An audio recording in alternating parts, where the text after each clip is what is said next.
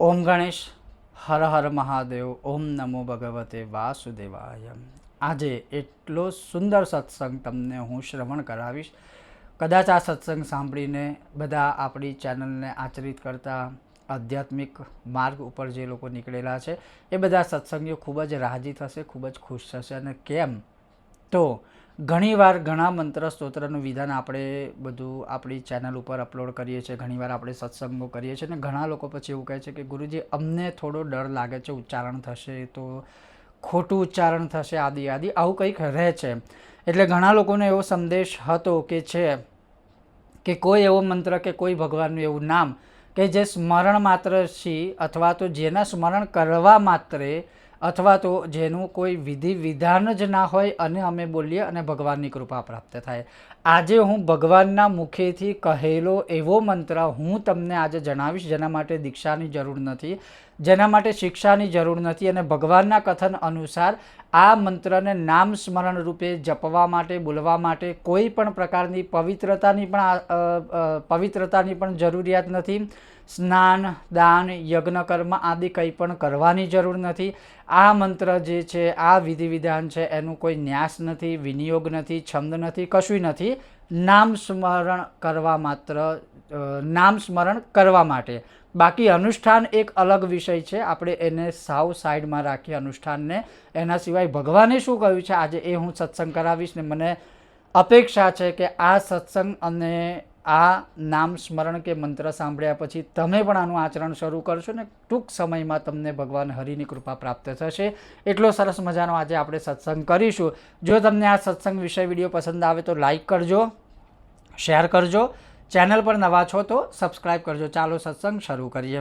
હવે ભગવાને કહ્યું છે કે શ્રી ભગવાન ઉવાચ એકાગ્રમ પ્રયતો ભૂત્વા ઇમમ મંત્રમ મુદીરયેતમ ઓમ નમો ભગવતે વાસુદેવાય ઇત્યયમ. અર્થાત ઓમ નમો ભગવતે વાસુદેવાય આ મંત્રનું મંત્ર સ્વરૂપે કે નામ સ્મરણ સ્વરૂપે કે કીર્તન સ્વરૂપે કોઈ પણ મનુષ્ય પરવશપણામાં પણ કોઈ પણ અવસ્થામાં આ કીર્તન કરે તો સિંહથી ત્રાસી ગયેલો જે રીતે હરણ હોય અને એ જ રીતે મનુષ્યના પાપોનો વિનાશ થાય. એટલે એને સંદર્ભિત અર્થમાં આપણે સમજીએ તો જે રીતે સિંહને જોઈને હરણને ખબર પડી જાય કે આજે મારો વિનાશ ને મારો નાશ નિશ્ચિત છે, એ જ રીતે જે મનુષ્ય પરવશપણામાં પણ જો ઓમ નમો ભગવતે વાસુદેવાય બોલે તો ખબર પડી જાય પાપને કે હવે મારો નાશ થવાનો નિશ્ચિત છે. અહીંયા એ સંદર્ભમાં અર્થ એનો છે.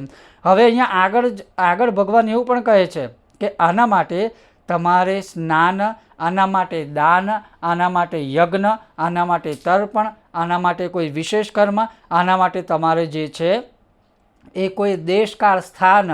અહીંયા સુધી એવું લખ્યું છે કે ચાલતા, બોલતા, ખાતા, પીતા, સૂતા, ઉઠતા અમુક શબ્દ અહીંયા એટલે સુધી કહેલું છે કે લઘુ શંકા, દીર્ઘ શંકા અને રતિ સુખ ભોગવતા પણ ભગવાન નામ લઈ શકાય. એનું પ્રમાણ પણ તમને આપું. વૈશ્વાનર સંહિતા નારદ પુરાણની અંદર આ તમને પ્રમાણ પ્રાપ્ત થશે.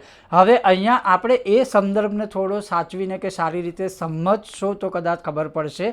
ખાસ કરીને લઘુ શંકા અને દીર્ઘ શંકા સ્વરૂપે. લઘુ શંકા, દીર્ઘ શંકા સમયે આપણે અહીંયા એવું ઉદાહરણ આપેલું છે કે આ એક જ માત્ર એવો મંત્ર છે જે નામ જપ સ્મરણ કરવાના અર્થમાં લઈ તમે એનું સ્મરણ કરી શકો. કારણ કે તમે જ્યારે અમુક સિદ્ધિઓ પ્રાપ્ત કરો, તમે જ્યારે અમુક મંત્ર કે સ્તોત્રનો નિરંતર જ્યારે પાઠ કરો ને ત્યારે તમે કોઈ પણ અવસ્થામાં હોય એટલે આપણા મનમાં ને હૃદયમાં ઓટોમેટિકલી એ ચાલતો જ હોય. તમે કોઈ પણ અવસ્થામાં હોય, લઘુ શંકા કરતા હોય, દીર્ઘ શંકા કરતા હોય, ખાતા પીતા ઉઠતા બેઠેલા પણ હોય તો તમારા મનમાં તો એ ચાલે. અહીંયા એ સંદર્ભમાં લેવું, અહીંયા એ રીતે ના તમારે લેવો. આનો અર્થ કે એવું કહેવા માગું છું કે તમે ટોયલેટમાં પણ બેસીને આ તમે કરો.